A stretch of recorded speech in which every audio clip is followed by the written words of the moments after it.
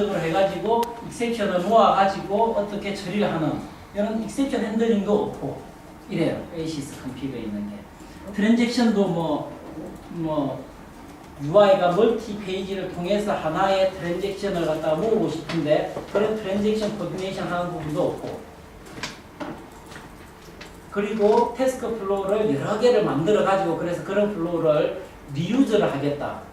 여기서 갖다 쓰고 저기서 갖다 쓰고 라이브러리로 해가지고 이렇게 하려니까 메모리 스코프도 리퀘스트, 세션, 어플리케이션 요 세 개만 가지고 좀 영 부족하고, 그래서 ADF가 JSF의 표준 베이시스 컨피그 컨트롤 케이스를 컨트롤 플로우를 확장을 했습니다. 확장을 해서 이름을 페이지 플로우가 아닌 태스크 플로우다라는 이름을 만든 거죠.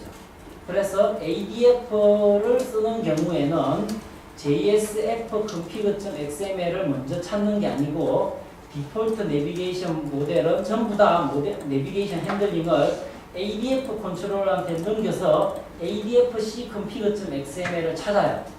거기에 없으면 베이시스 config에 가서 찾습니다.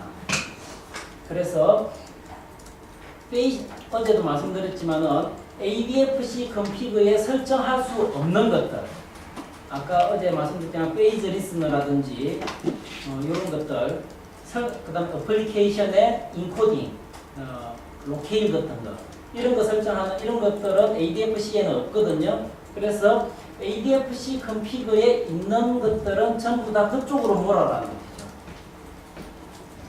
베이시스 컨피그에다가 만들지 말라라는 게 ADF를 쓸 때는 그렇게 합니다. 그래서 플로우를 리유저를 한다. 이게 사실 ADF 태스크 플로우의 핵심입니다. 리유저를 한다. 어떻게 리유저를 하느냐. 그럼 좀 이따 하고요. 태스크 플로우는 두 가지 타입의, ADF의 태스크 플로우는 두 가지 타입이 있습니다. Unbounded 태스크 플로우와 Bounded 태스크 플로우가 있는데요. Unbounded는 표준 내비게이션 모델이랑 비슷하고, 그래서 어떤 페이지든지 시작을 할 수가 있다. 자, 무슨 말이냐 하면은, 자, 여기에 Unbounded 태스크 플로우가 이렇게 있으면은, 이제 Unbounded 태스크 플로우 이렇게 복잡하게 씁니다. 복잡하게 쓰면은, 여기를 유저가 여기로 들어올 수도 있고, 여기로 들어올 수도 있고, 여기로 들어올 수도 있고, 여기로 들어올 수도 있고, 여기로 들어올 수도 있다는 뜻이에요. 바로, 곧바로. 바운디드는 안 그렇다는 뜻이고요. 자, 그런 말이고, 그 다음에 내비게이션이 그래서 아무 데서나 될 수 있고, 그 다음에 엔드 유저 브라우저에서 뷰 액티비티를 그렇게 포인팅을 할 수 있고요. 그래서 리유저블 하다는 것은 자바 메소드를 생각하시면은 자바 메소드는 시작이 있고 끝이 있잖아요. 그래서 다시 리턴이 되는 것처럼 언바운디드는 그런 것도 없다.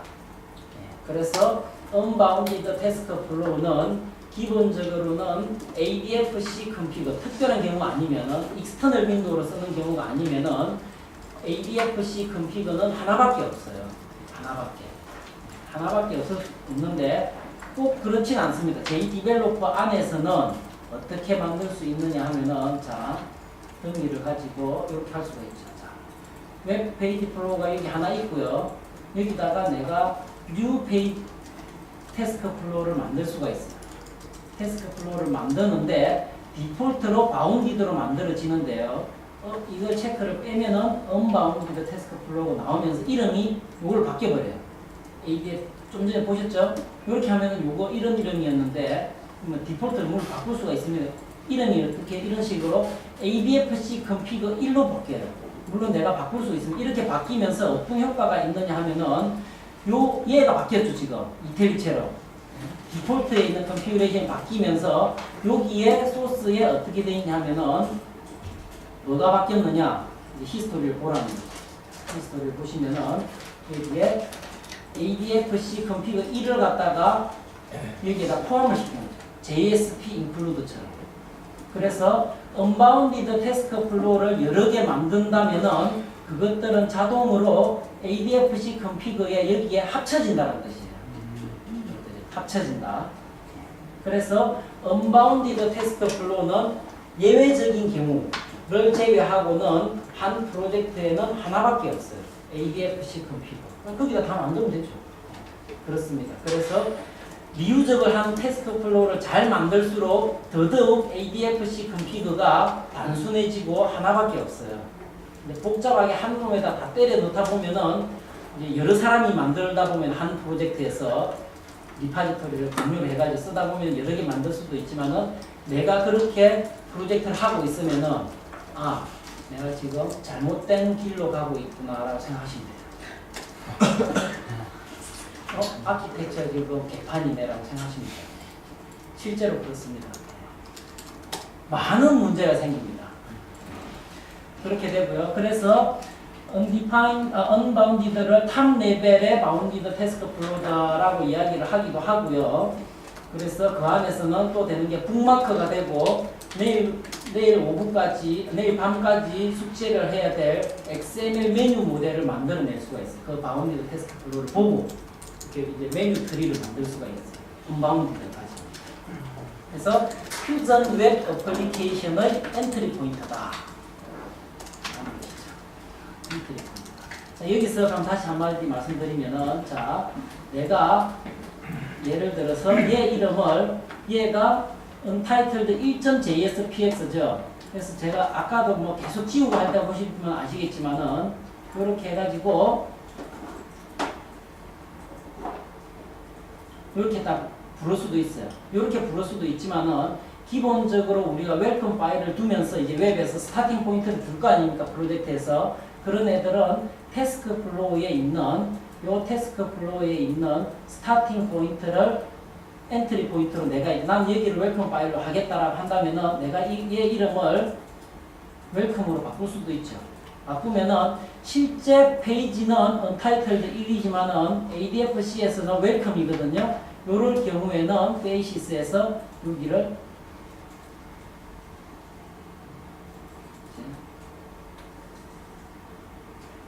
이렇게 부를 수가 있다는 거죠.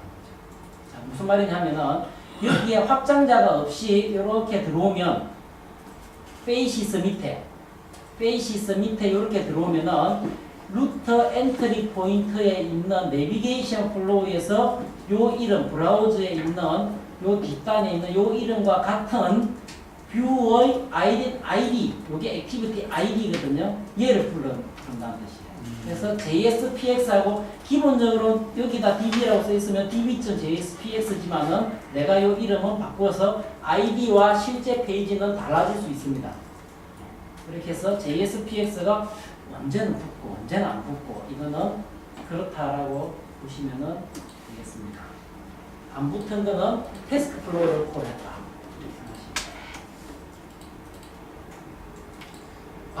그 반면에 바운디드 태스크 플로우가 실질적으로 이제 리유저빌리티의 핵심이 되는데요.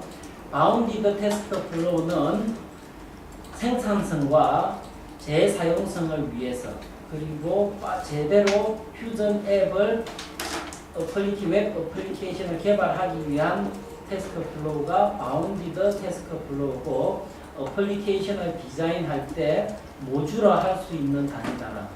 그래서 내비게이션 케이스를 잘 생각하시다 보면은 우리의 웹 어플리케이션 엔트리 포인트로부터 실제 유저 리콰이어먼트에 따라서 이렇게 단위를 나눌 수가 있잖아요. 사이트 메뉴를 통해서 이렇게 그런 모듈 단위대로 태스크 플로우를 일단 찢어 놓으세요. 설계할 때 그럼 얼마만큼 이걸 자세하게 찢어놔야 되는지는 답이 없어요. 유스 케이스에서 유스 케이스에서 만들 때 우리가 익스텐드나 스테레오 타입을 써가지고 어느 정도까지 구분을 할 거냐 답은 없는 거죠. 똑같은 거예요. 그래서 리유저를 할 수 있는 거를 감안을 하고 독립적으로 돌아갈 수 있는 단위 요게 이제 하나의 태스크 플로우라고 보시면 됩니다. 그래서 실제로 우리 오라클의 퓨전 앱스를 보면은 퓨전 앱스에 있는 내용을 보면은 태스크 플로우가 막 한 수천 개 되거든요. 근데 그 안에는 대부분이 보면은 페이지가 한두 개밖에 없어요. 많아봤자 두 개, 뭐 안에 한 개, 이렇거든요. 그래서 한 페이지에서 다 처리를 하면서 요거 한 페이지 하나에 태스크 플로우 하나 이래가지고 얘 자체를 리유저블 할 수 있는 애로 익스포즈를 해놓는 거죠. 그래서 독립적으로 돌아갈 수 있다. 얘는 라고 생각을 할 수 있는 만큼 잘라서 태스크 플로우를 만드는 게 퓨전 앱스의 그 베스트 프랙티스를 보면은 그렇다라고 할 수가 있습니다. 그래서 페이 태스크 플로우만의 그런 메모리 스코프도 있고요. 바운디드 태스크 플로우는 그래서 바운디드 태스크 플로우의 제일 큰 장점은 엔트리 포인트가 딱 지정이 되어 있다는 거죠. 자, 내가 여기서 뉴를 해서 바운디드 태스크 플로우를 만들면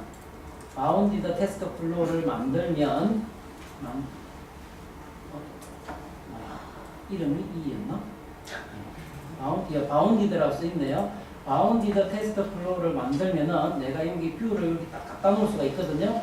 갖다 놓을 수가 있는데 여러 개를 이렇게 갖다 놓을 수가 있는데 초록색 후광이 있는 애가 엔트리 포인트예요. 난 얘가 엔트리 포인트야. 여기 해주면 난 얘예요. 얘. 혹은 오른쪽 클릭해서 토글 아닌데 못 두고 얘를 마크 디폴트 이렇게 하거나 이렇게 쓰거나. 그래서 하면은 요 태스크 플로우에 들어올 때는 무조건 여기를 탄다라는 거죠. 그래서 첫 번째 이런 특징이 있고 두 번째로 바운디드 태스크 플로우에는 자 언바운디드 태스크 플로우를 보죠. 언바운디드 태스크 플로우는 보시면은 여기에 잘 보십시오. 이렇게 돼 있는데 바운디드 태스크 플로우는 보시면은 파라미터라는 게 있어요. 얘는 파라미터가 없죠. 바운디드는 파라미터가 있습니다. 파라미터가 있어서 내 태스크 플로우에 들어올 때 내 태스크 플로우가 독립적으로 실행되기 위해서는 어떤 파라미터를 나한테 주면은 내 거는 실행이 된다라는 거예요. 하고 나서 끝날 수도 있지만은 끝나서 네가 어떤 정보를 받고 싶어 리턴 파라미터를 여기다 세팅을 할 수 있다는 거죠. 인터페이스 기반의 서비스 기반의 IOP 스프링 많이 쓰셨잖아요. 우리가 이걸 많이 정의를 하잖아요. 제일 처음에 해야 될 게. 그렇듯이 태스크 플로우가 자 이제 리유저 단위가 된다는 게 이런 뜻이에요. 바운디드 태스크 플로우는 처음에 인풋이 들어오면은 그걸 가지고 내가 자바 메소드를 콜을 할 수도 있죠. 이렇게 자바 메소드를 콜하고 나는 얘가 디폴트야. 이렇게 해서 태스크 플로우에 인풋 파라미터가 들어오면 그걸 가지고 요 메소드를 통해 가지고 쭉 초기화를 하고 여기서 이쪽으로 딱 보내버리는 거예요. 그러면은 보이는 거는 이게 첫 페이지만은 여기서 이니셜라이즈를 한 거죠. 이런 식으로 바운디드 태스크 플로우를 만듭니다. 그럼 얘를 리유저는 어떻게 할까요? 라는 말이 나오잖아요. 자, 리유저를 미리 보여드리겠습니다. 내가 이렇게 만들었다면 여기서 요 뷰 컨트롤러에 프로파일이 있어요. 디플로이먼트, 배치를 어떻게 할 것이냐 하는 계획서입니다. 배치를 그러니까 아티팩트 실제 산출물을 어떻게 꺼낼 것이냐 하는 건데 요 디플로이먼트 프로파일 여러 가지 중에서 요거 아시잖아요. 그렇죠? 웹 아카이브 아시니까 요 중에서 ADF 라이브러리가 있어요. ADF 라이브러리로 내가 태스크 플로우다 이렇게 만들어요. 이렇게 해서 만들면 자로 옵션에서 물론 이름은 다르게 바꿀 수도 있고요. 라이브러리 디펜던시도 뭐 있을 수도 있는데 뭐 어쨌든 이렇게 해서 만들면 ADF 태스크 플로우라는 게 하나 ADF 라이브러리가 만들어집니다. 만들어지고 얘를 디플로이를 뭐 CI를 쓰시겠죠. 테스트 태스크 플로우를 ADF 라이브러리로 이렇게 해서 디플로이를 해요. 디플로이를 하면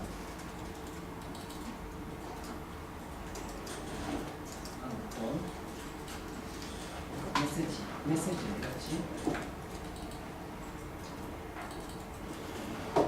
이렇게 디플로이가 됐죠. 그래서 이것들이 이제 라이브러리를 한 군데다 모으겠죠. 모으지만은 내가 배치를 할 거 아닙니까? 그러면은 ID 커넥션 중에서 JDevelop 쓰시는 부분들은 파일 시스템으로 여기다가 new 파일 시스템을 하나 만드는 거죠. 테스트 라이브러리. 그래서 이게 이제 제가 여기다 해봤는데 여기를 커넥션 중에서 이제 웹다브를 쓰면은 실제 NFS로 안 묶어도 될 텐데 그건 안 돼요. 웹다브가 좀 문제가 있더라고요. 그래서 이렇게 해서 테스트 커넥션을 하면은 없어?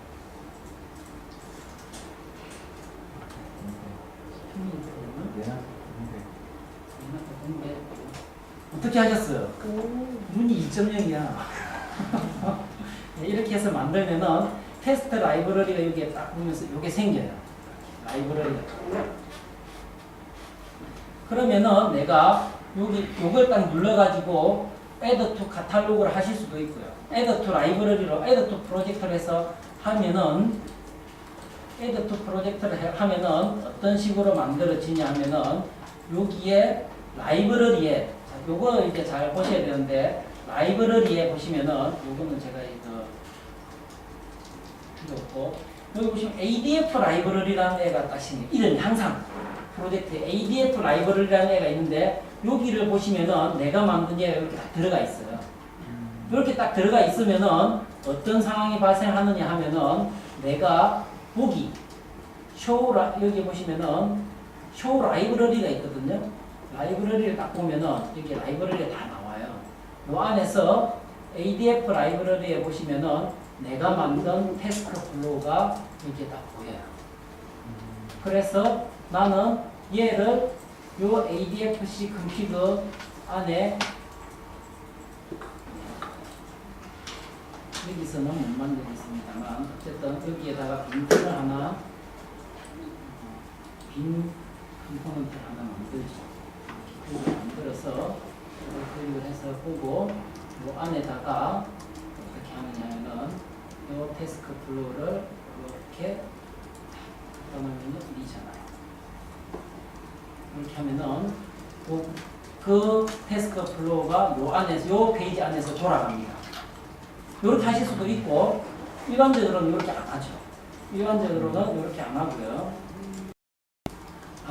이렇게도 합니다만은 이렇게 하실 수도 있고 여기서 이제 내가 예를 들면은 얘를 누구를 해버릴게요.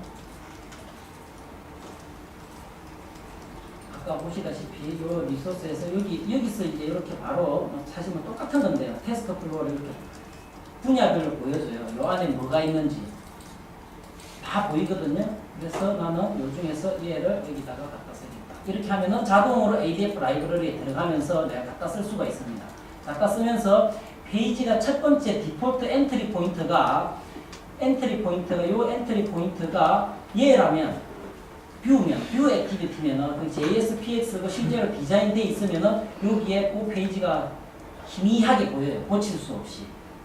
지금은 메소드가 처음이기 때문에 메소드가 디폴트라서 안 보이는 것 뿐이지만 이렇게 리전으로 쓰실 수가 있어요.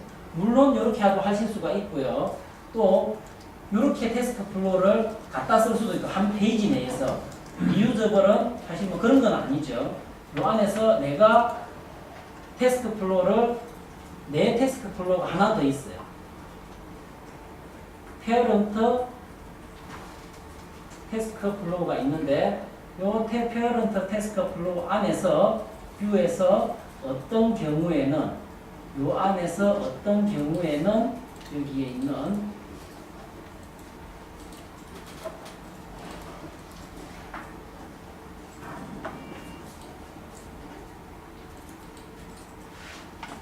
요 안에서 여기서 이렇게 테스크 플로우를 콜해서 내가 컴포넌트에서 이렇게 할 수 있죠.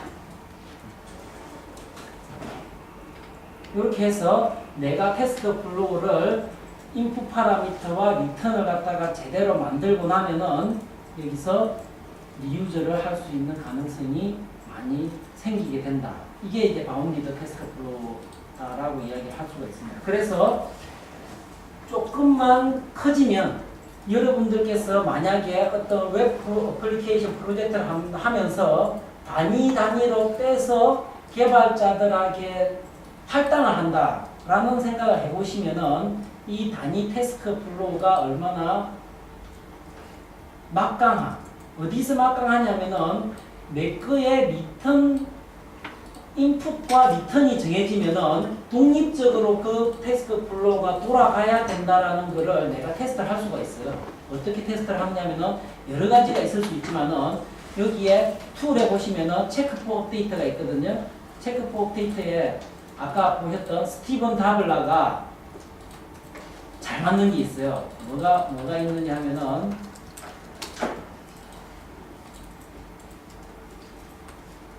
예.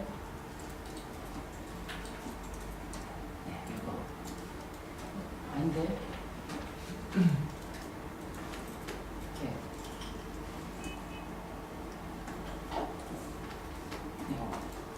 ADF 엔터프라이즈 메소돌로지 그룹에 아까 보셨던 그 18 인밸류able 레슨을 만든 스티븐 다블라가 만든 태스크 플로우 테스트라는 애가 있어요. 요거를 홈페이지에 가보시면 되게 쓰기가 쉽습니다. 요거를 내가 내 거에다가 플러그인 시켜놓고 하면은 내 단위 태스크를 다른 데다가 디플로이 하지 않고 내 거에서도 인풋이 정확해서 정확하게 돌아가는지를 단위 모듈로 다 테스트를 할 수가 있습니다. 그래서 셀레니움을 통해서 하는 태스크 플로우 그런 테스트를 할 수 있겠지만은 그것보다 테스트가 안 되는 경우도 있어요. 좀 이따 다시 설명드리겠습니다. 그런 셀레니움들이 테스트가 안 되는 경우가 있어요. 그래서 어쨌든 태스크 플로우에서 가장 중요한 이 바운디드 태스크 플로우를 인풋과 리턴을 제대로 설계를 해서 리턴이 없을 수도 있죠. 리턴 값이. 어쨌든 단위 모듈을 얼마나 구분해내느냐에 따라서 메타데이터 중심의 ADF 어플리케이션을 얼마나 쉽게 조직화되게 구조적으로 만들 수 있느냐라는 것을 이제 할 수가 있죠. 이런 부분은 지금까지는 이런 태스크 플로우를 리유즈하는 것은 거의 없었죠. 그래서 이 태스크 플로우, 바운디드 태스크 플로우는 또 두 가지가 있습니다. 바운디드 태스크 플로우를 내가 만들 때 옵션을 잘 보시면 돼요. 자, 여기서 바운디드 태스크 플로우 중에서 페이지 프래그먼트냐 아니냐가 체크를 할 수 있어요. 트레인도 있고, 그다음 템플릿으로 태스크 플로우 템플릿이 있는데 어쨌든 페이지 플로우를 프래그먼트로 만들 것이냐 안 만들 것이냐는 페이지 프래그먼트는 뭐냐 하면은 자, 페이지 프래그먼트로 만든 이게 페이지 프래그먼트로 만들었죠. 얘는 먼저 일단 확장자가 JSFF로 시작이 돼요. 시작이 되면서 JSF 페이지 요 태스크 플로우는 페이지 프래그먼트로만 이루어져야 되거든요. 온전한 HTML을 다 만들어내는 페이지가 올 수가 없다라는 거예요. 무조건 JSFF라는 페이지 프래그먼트로 만들어지는데 요 JSFF 프래그먼트는 띡 요거 나오고 없어요. 자, 여기다가 내가 버튼을 한번 갖다 넣어볼까요? 없어. 뭐가 없죠? F 뷰가 없고 AF 다큐먼트가 없고 AF 폼이 없어요. 난 여기에 서브 폼을 넣을 수 있습니다. 근데 거기까지가 없이 그냥 리유저 할 수 있는 페이지 프래그먼트를 여기다 딱 이렇게 내가 만들어내는데 물론 요 안에서 그럼 레이아웃은 못 쓰냐? 다 쓸 수 있습니다. 다 쓰고 이렇게 똑같이 만들 수가 있어요. 단지 걔들이 위에 없다라는 것 뿐이에요. 그래서 위에 없기 때문에 요 안에다가 페이지 리스너를 못 달죠. 로케이를 못 달죠. 얘는 단순히 다른 애에서 리유저 되면서 둘러싼 애들이 그걸 해주는 거예요. 그렇게 해주고 그래서 페이지 프래그먼트를 만들어내면은 페이지 프래그먼트가 이기 때문에 페이지 프래그먼트로 만들어진 애들은 당연히 URL로 콜을 할 수는 없어요. 태스크 플로우를 URL로 바로 또 땡길 수가 있거든요. 근데 URL로 만들 수는 없는데 물론 당연히 내가 여기서 다시 뉴를 하면서 태스크 플로우를 만드는데 나는 이렇게 안 만들겠다. 페이지 프래그먼트로. 그러면은 얘는 다시 이렇게 하면서 JSPX가 만들어지거든요.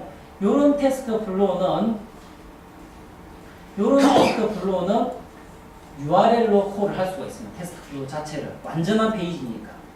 그래서 페이지 프래그먼트로 되어 있는 애, 페이지 프래그먼트로 안 되어 있는 애가 있고요. 요 태스크 플로우는 다른 태스크 플로우를 또 콜을 할 수 있다. 했죠, 이렇게. 태스크 플로우가 태스크 플로우를 콜을 할 수 있고, 아까 전에 보셨듯이 하나의 큐 안에 페이지 프래그먼트로 만들어진 리전으로 이렇게 넣을 수가 있다. 이렇게 해서 다양하게 리유저를 할 수 있다라는 것입니다. 그 다음에 이렇게 만들면 이렇게 아까 요 경우를 지금 설명을 드리는데요. 요 부분은 요 경우에는 태스크 플로우가 요 페이지 JSPX의 바인딩스에 보시면은 태스크 플로우를 어떤 태스크 플로우를 콜을 하는지를 이렇게 이제 써줍니다. 이렇게 해서 바인딩에 이런 태스크 플로우 바인딩이 하나 생기고요. 여기에 나오는 요 태스크 플로우 아이디 있죠. 요거는 우리가 아까는 자료로 갖다 놨잖아요. 라이브러리로. 그렇죠? 그래서 ADF가 이렇게 ADF 라이브러리를 이렇게 딱 갖다 놓는 순간 어떻게 하냐 하면은 web.xml에다가 희한한 걸 씁니다.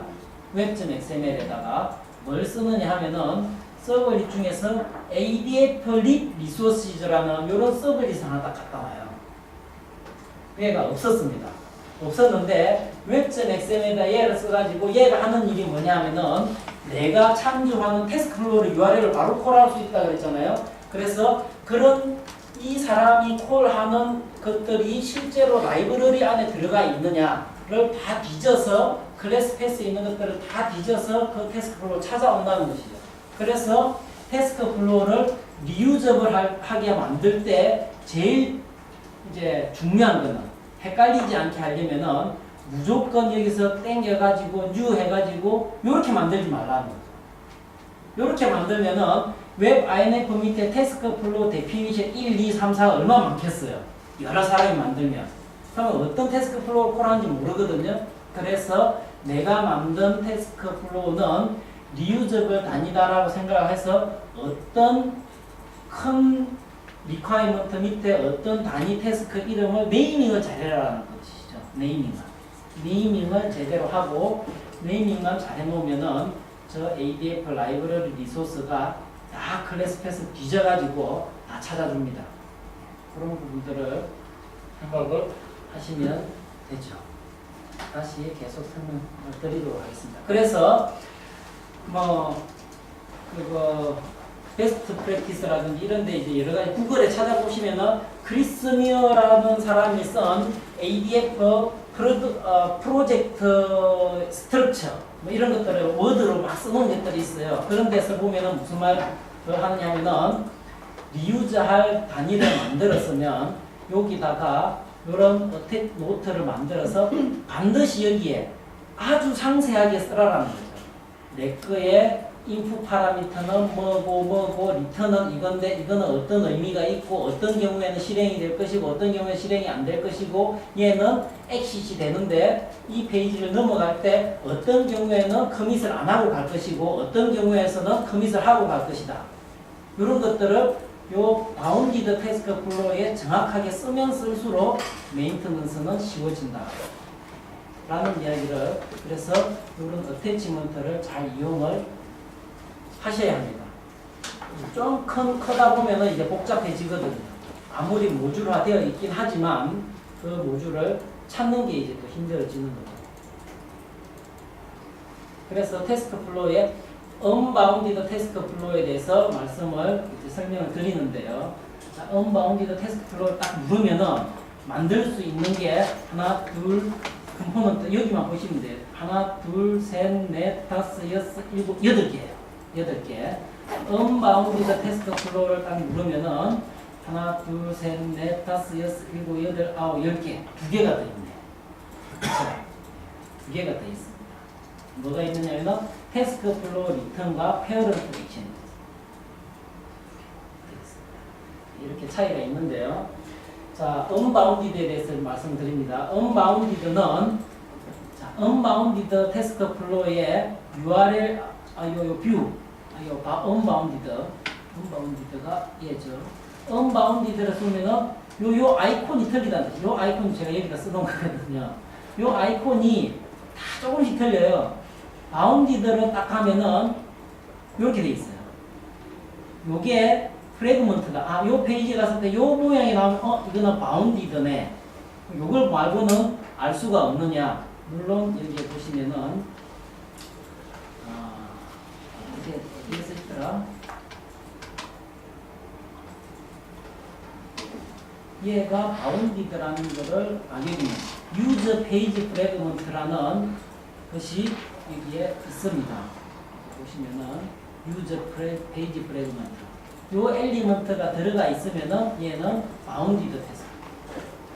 그래서 여기 보시면은 내가 바운디드로 뭐 만들었는데 사실 이 경우는 없죠. 바운디드를 언바운디드로 바꾸는 경우는 거의 없어요.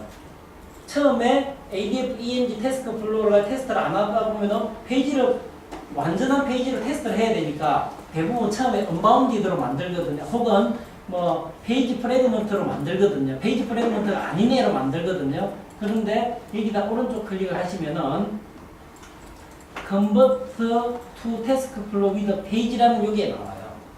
그러면은 얘는 페이지 프래그먼트로 만든 바운디드지만은 페이지 바운디드 중에서도 JSPX를 완전한 애를 바꾼 걸로 얘가 만듭니다.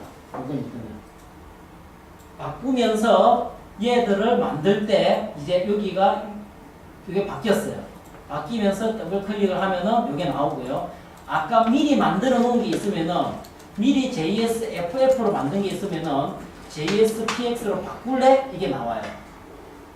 그래서 언바운디드를 바운디드로, 바운디드를 언바운디드로 바꿀 수가 있습니다. 바꿀 수가 있습니다. 어쨌든 자, 이렇게 뷰 액티비티가 있고요. 그래서 이제 하나하나 설명을 드리는데 입만 아프지 이거 제가 다 기억하겠어요. 그렇죠? 근데 가끔 필요한 거를 말씀드리겠습니다. 뷰 액티비티가 이제 가장 지금까지 테스트 해왔을 때 계속 뷰 액티비티를 썼죠. 언바운디드에 썼는데 중요한 거는 어제 했을 때 잘 안 씁니다만은 인풋 페이지 파라미터 이거 어디서 썼었죠? 페이지 파라미터 어디 쓰셨어요? 유민아 선생님 어디 썼어요? 네, 어제 실습할 때 이거 썼어요. 어디 썼었죠? 그렇죠. 익스터널 브라우저 띄울 때 다이얼로그 프레임에서 요걸 해서 보내줬잖아요. 그렇죠? 예. 그런 때 할 때 인풋 페이지 파라미터 썼고요. 그 다음에 아까 말씀드린 휙 지나간 게 있는데 북마킹 실습을 할 건데요. 북마킹을 할 수가 있어요. 페이지에 대해서. 이 북마킹 안 되는 페이지도 있냐? 있지. 다 포스터로 받는 애들. 잘 안 되잖아요.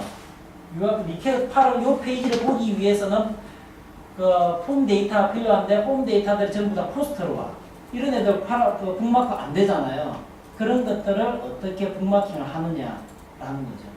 그래서 JSF가 기본적으로 1.2까지는 내가 URL에 주소 쓰고 탁 치면은 그게 처음에 get 방식으로 가는 거잖아요. 걔를 포스터로 리다이렉트 시켜서 포스터로 딱 들어가요. 첫 번째 리퀘스트가. 그래서 북마킹을 언바운디드 태스크 플로우의 포스터로 오는 것들을 북마킹을 어떻게 할 수 있느냐. 핵심은 내 페이지를 보기 위해서 파라미터를 어떻게 세팅해 주느냐. 그 페이지에. 그거. 그 다음에 리다이렉트 방식은 포스터로 안 오고 무조건 그 URL을 get 방식으로 이렇게 부르게 하는 그런 방식입니다. 이게 이제 스탠다드에서는 이제 내비게이션 케이스에만 있는 건데 주로 많이 안 씁니다. 그래서 리다이렉트를 하는 것들은 이제 get 방식으로 계속 백 버튼을 우리가 의도적으로 써야 되는 그런 경우가 있을 때 리다이렉트를 true라고 주면은 그 페이지를 다시 포스트로 오는 것들을 다시 리다이렉트해서 get 방식으로 다시 바꿔서 줍니다. 잘 알겠습니다. 그런 게 있고요. 그 다음에 메소드 콜 액티비티는 어떤 메소드를 콜을 할 수가 있는데요. Managed Bin을 ADFC config.xml에 이제 스코프를 정의를 해서 만들죠. 거기에 있는 메소드를 실행을 할 수 있도록 하는 것입니다. 그래서 메소드 콜 액티비티를 내가 이렇게 여기다가 이렇게 당기면 요 콜 액티비티의 메소드를 액티비티 아이디도 있고요. 고치시면 되고 메소드는 이렇게 해서 익스프레션 빌드에서 매니지드 빈 안에 뭐 어디에 있겠죠. 이런 데에 매니지드 빈이 있으면 쫙 펼쳐집니다. 거기에 있는 어떤 메소드를 지정하면 돼요. 그러면은 그 메소드가 콜이 되는 거죠. 그 메소드가 콜이 되는 거고요. 그 다음에 요 메소드 다음에 요렇게 갈 수도 있잖아요. 그렇죠? 그 다음에 요렇게 갈 수도 있어요. 그렇죠? 이렇게 갈 수도 있는데 여기는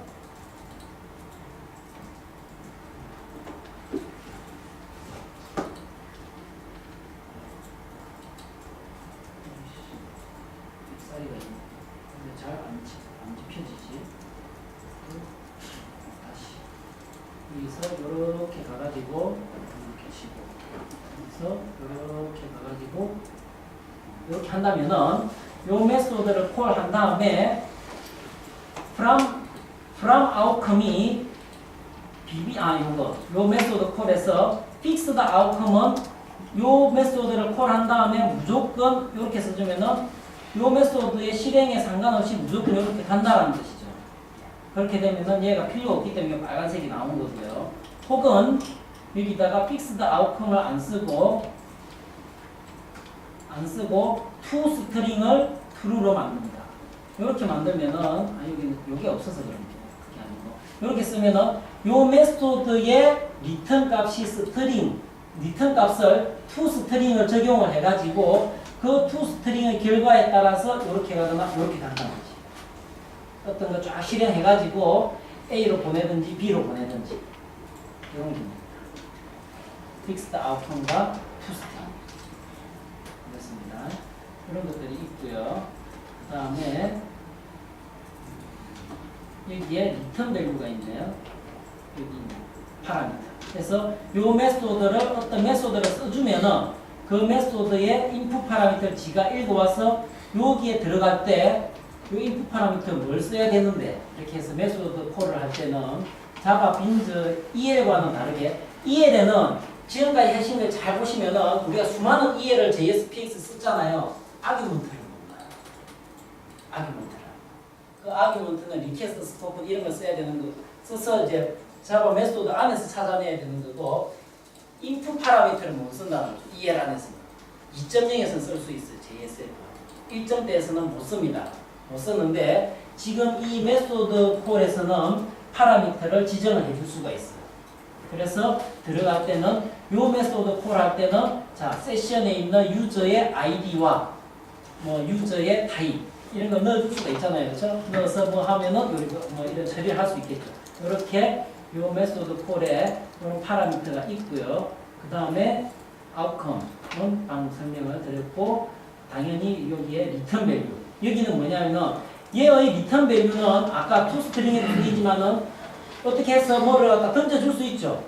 던져준 거를 내 페이지 플로우의 어딘가에다가 주로 뭐 이렇게 쓰죠. 예?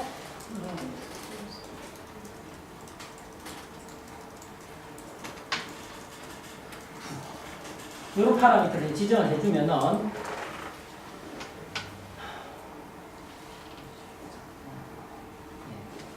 리턴 밸류를 여기다가 지정을 해가지고 저장을 할 거라는 뜻이에요. 지금 여기 제대로 안 만들어져서 그런 거고요. 메소드가 리턴한 값을 거기다 저장을 해놓고 그 다음 페이지 여기서 불러내서 보여주는 거죠. 딴 데 쓸 수도 있고 이렇게 하는 게 이 페이지 파라미터의 이 페이지의 파라미터의 인풋과 리턴입니다. 실제로 지금 메소드가 아무것도 없기 때문에 지금 에러가 난 거고 그렇게 해서 메소드 콜을 할 수가 있다. 매니지드 빈에 두 번째 물론 매니지드 빈을 포즈로 내가 만든 것만 되느냐? 당연히 아니죠. 요 안에 데이터 컨트롤에 얘들 데이터 컨트롤에 있는 얘들을 전부 다 뭘로 찾아올 수가 있죠? 바인딩스 어제 EL 설명할 때 말씀드렸잖아요. 그렇죠? 리퀘스트 스코프에 있는 바인딩스라는 매니지드 빈의 얘들이 다 번들링이 될 거거든요. 그래서 요 안에 있는 메소드를 이렇게 올릴 수가 있어요. 물론 얘 필요 없이 이렇게 할 수 있죠. 인플로이에 이런 게 파라미터 필요한가 보다. 그러면은 요거를 실행을 하고 이렇게 가보는 거죠. 그러면은 셀렉트를 미리 쫙 해가지고 들어오는 파라미터에 따라서 뷰, SQL 뷰 신설하실 때 SQL 웨어 조건 뷰 크라이테리아 만드셨죠? 예, 거기에 그거를 실행해가지고 딱 나오는 거죠. 안 그러면은 파라미터가 옵셔널로 되어 있으면 전체 데이터 다 오는 거죠. 이런 식으로 메소드를 실행을 할 수가 있습니다. 그 다음 라우터 액티비티가 있는데 이거는 좀 간단한 거죠. OSB 수준인가?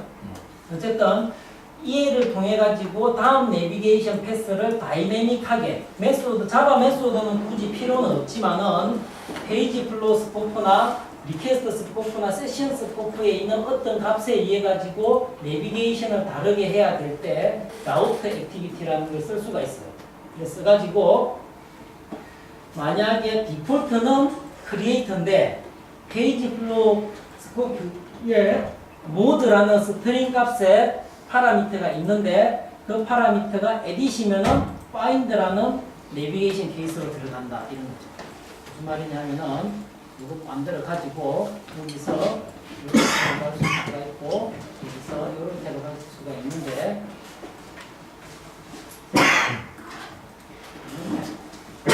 그렇게 갈 수도 있는데 여기서 나오는 디폴트 아웃컴은 AAA로 가야 돼. 그런데 어느 순간 예를 들면은 요 안에서 스코프에 에디시면 어디로 가느냐? 일단 B로 가서 이니셜라이즈 해주고 가라. 그런 식으로 쓰실 수가 있어요. 온갖 군데에 EL이 나옵니다. 그래서 EL을 익숙하게 쓸 수 있는. 그래서 라우터 액티비티를 통해 가지고 어떤 경우에는 저리 가고 어떤 경우에는 이리 가고를 선언적으로 그러니까 자바 메소드의 아웃컴에 대해서 하는 것보다는 라우터를 쓰면은 태스크 플로우만 봤을 때 흐름을 좀 더 쉽게 알 수가 있겠죠. 자바 메소드 코드를 보기 전에는 어디로 갈지 모르지만은 태스크 플로우 액티비티에 라우터를 쓰게 된다면은 좀 더 가독성이 좋을 것이고요. 이제 좀 쉽잖아요, 그렇죠? 아까 했던 것보다는 자 실습에 똑같이 그리기 실습인데요. 자 오픈을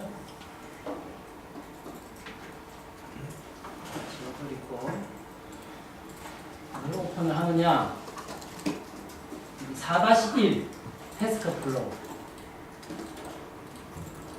자 제가 이걸 그렸는데요. 이 안에 4-1 태스크 플로우를 여시면 라이브러리 지금 필요 없고요. 이 안에 보시면은 페이지 플로우에 여기 하나 있습니다. 이 중에서 다른 뷰 컨트롤러 프로젝트를 만들어 가지고 여기까지 한번 만들어 보세요. 여기까지 그림을 그리시라는 거예요. 여기까지 그려서 라우터 샘플에서 자, 어떻게 하느냐 하면은 요 라우터 시나리오가 이렇게 되는 거죠. 요 라우터 샘플에 아무것도 없는데 버튼 3개 딱 달려 있는데요. 자, 이걸 실행을 한번 해볼까요? 요 라우터 샘플을 이렇게 실행을 하는데 만약에 자, 여기서 시작해서 create라는 버튼을 누르면은 요리 갑니다. 다시 여기서 무조건 여기서 크리에이터 버튼을 누르면은 크리에이터 페이지로 가고 에디트를 누르면은 에디 페이지로 간다 라는 거예요. 자, 이거는 어떻게 만들어졌느냐 보시면은 자 이렇습니다. 자 어떻게 되냐 죄송합니다. 왔다 갔다 해서 자, 첫 페이지로 요 라우터 샘플이라는 페이지를 만들었는데 요 페이지에서 먼저 to edit 폼으로 해가지고 이쪽으로 보냅니다. 보내는데 요 라우터 액티비티에 만약에 리퀘스트 스코프에 에디 타입에 크리에이터가 있으면은 크리에이터로 가고 에디시 있으면은 에디스로 간다. 에디 페이지로 이렇게 간다. 간단하잖아요. 그러면은 요 페이지에 있는 크리에이트나 에디시나 둘 다 지금 둘 다 액션은 to edit 폼이에요. 그렇죠? 그래서 이쪽으로 간 거죠. 여기로 갔는데 여기서는 이제 결국은 리퀘스트 스코프의 크리에이터나 에디시냐 이걸 어떻게 세팅을 해줬느냐 하면은 각 버튼에 어트리뷰터를 이렇게 이거를 진짜 많이 쓰게 될 건데요. set property listener. 자, set property listener 한 게 set property listener가 있고 sub property action listener가 있습니다. 그래서 얘는 안 쓴다 생각하시면 돼요. 얘 씁니다 무조건.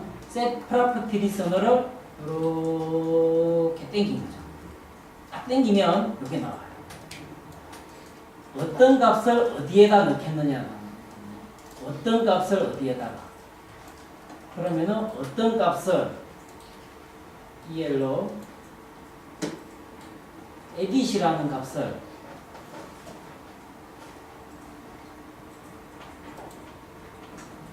request scope edit 모드에다가 언제 버튼을 눌렀을 때 이렇게 하면은 edit이라는 리터럴 스트링을 edit 모드라는 변수에다가 없으면 만들죠. 리퀘스트 그걸 만들어서 이 버튼을 액션 누르는 순간 이 리스너가 실행이 되는 거예요.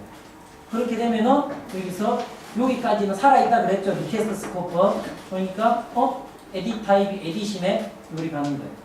크리에이터네 요리 가는 거예요. 당연히 이 버튼에도 그게 들어있겠죠. 여기까지.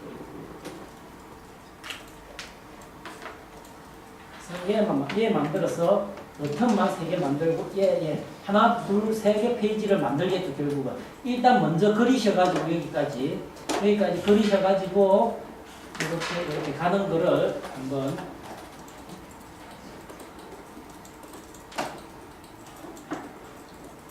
만들어 보시고요.